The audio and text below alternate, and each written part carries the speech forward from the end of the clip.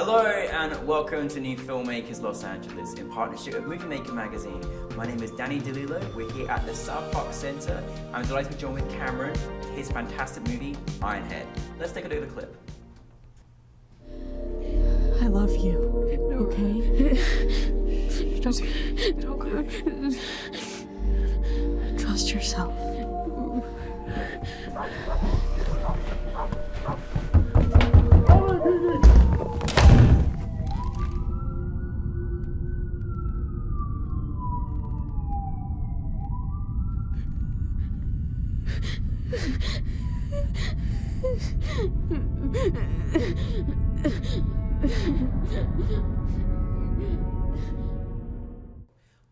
Cameron, very happy to have you here. Thank you for bringing your film to us. I've got a ton of questions, but thank you so much. It was really a pleasure to have it with us, so thank you. But for those that haven't seen it, tell us a brief synopsis. Yeah, no, thank you so much for having me. Excited to chat.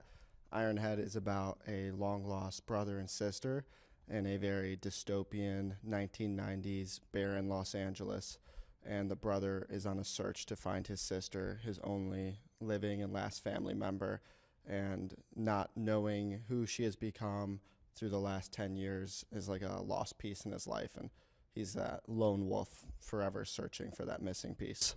I mean, it's a great story. I love how you just dive like right into the action. I was already like, for the first shot, I was like, oh, I'm in this film, It really just set the stakes high from the very beginning. Where did the inspiration come for you, Cameron, in creating this project?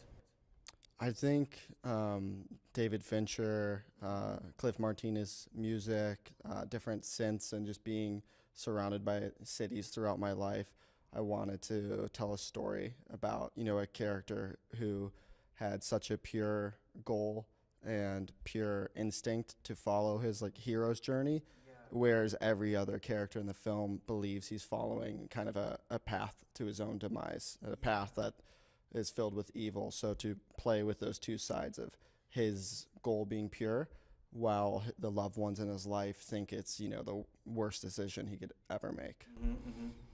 How do you because when you're working with actors, and you've got young actors in there as well, you've also got obviously older actors as well, but how do you work with the actors to get those stakes so high? Because you had a really good cast and there's a lot of action in the film. How do you work with your actors in that, and how do you bring your cast together? I think, it's all just starts with the casting process. So for this film, we held 10 separate casting sessions across Los Angeles, 9 different actors, I think ranging from about 7 years old to maybe 65, all from experienced to first-time actors. And first off is finding who could read in the room well. And you could, once you put together those key pieces, it's building these backgrounds, building these memories, and the scenes before the scene. So they're, through a detailed rehearsal process, they're getting to know who they're performing with. They're starting to build backgrounds, and it might sound really random and just, it wouldn't be needed, but that way every decision's based off of their character's past or future rather than what the lines on the page are. Oh, I love that. So you go into depth about, character analysis and stuff, which you need to in a script like this as well. Always fascinates me. Firstly, you share those 7 locations, which I'm always fascinated. How does that go about when you've got multiple locations, and kind of any advice you have with that? And then second thing is, you're taking us back into the 90s in Los Angeles. How do you go about creating that feel and that set, and what was your team working on to make sure you got that correct as well?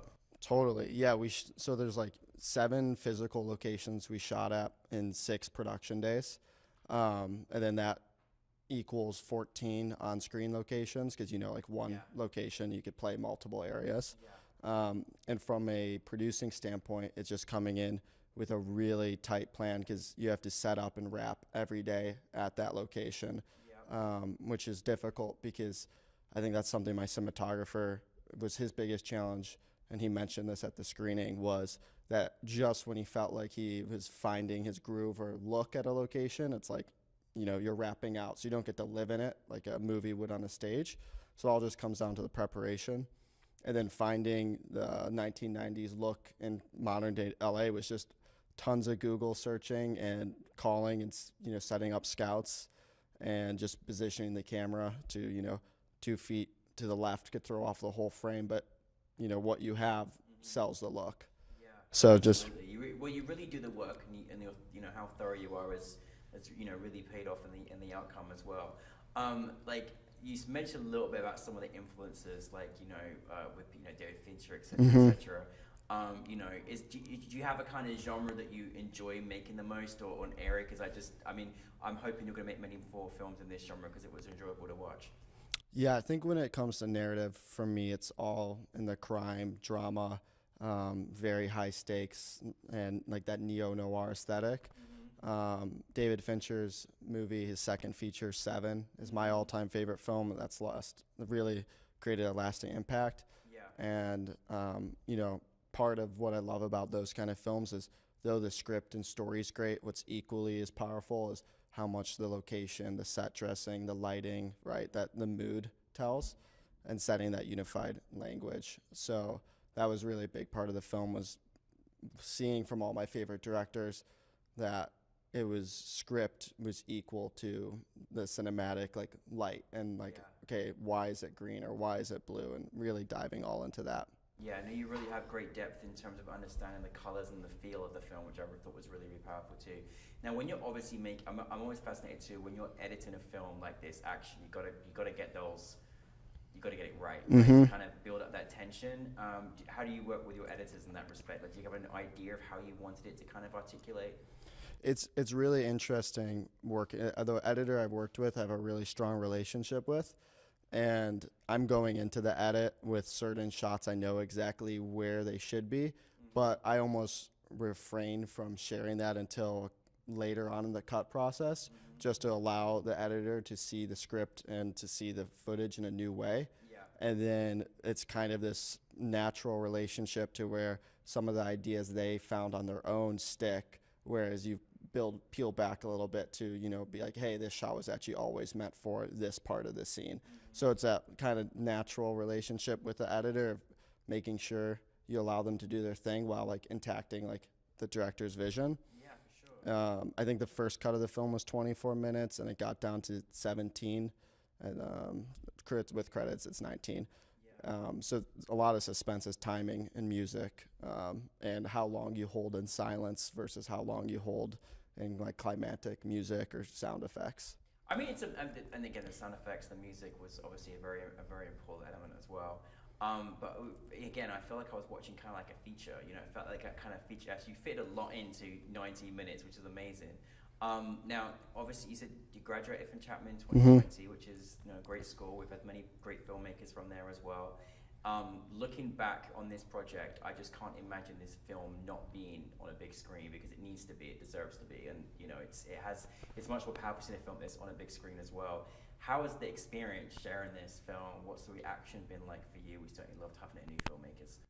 Oh yeah, no, thank you. I think just hearing an audience react to the film, because there are multiple different, I guess, deaths and crying moments to fears and loneliness.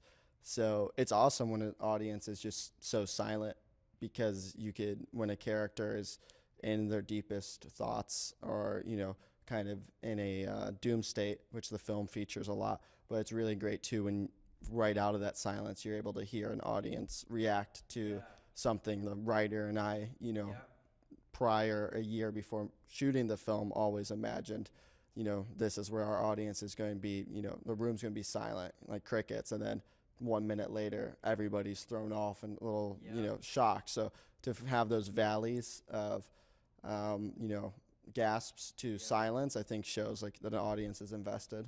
You've done the work, then you've done it. What's next for you, Cameron?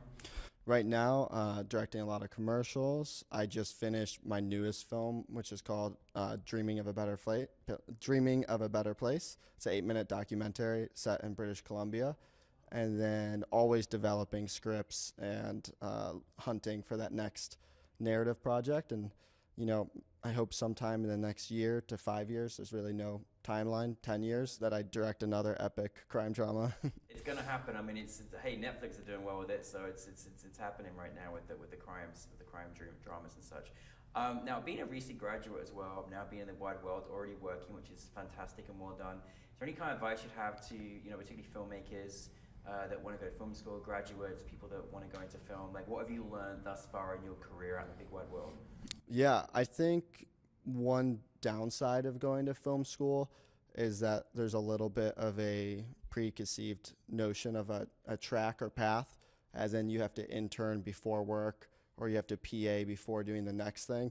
And I think my advice to everybody is just start as early as you want, whenever you want. My first job was I was a producer's assistant at 19 years old on an A24 film, and just because I emailed 50 people and I finally got an opportunity to do so. So whenever you want to start and wherever you see yourself going, to just do it right away and trust the process and the path, and all things come at the right time. But there's no reason to believe you have to intern first or do something else.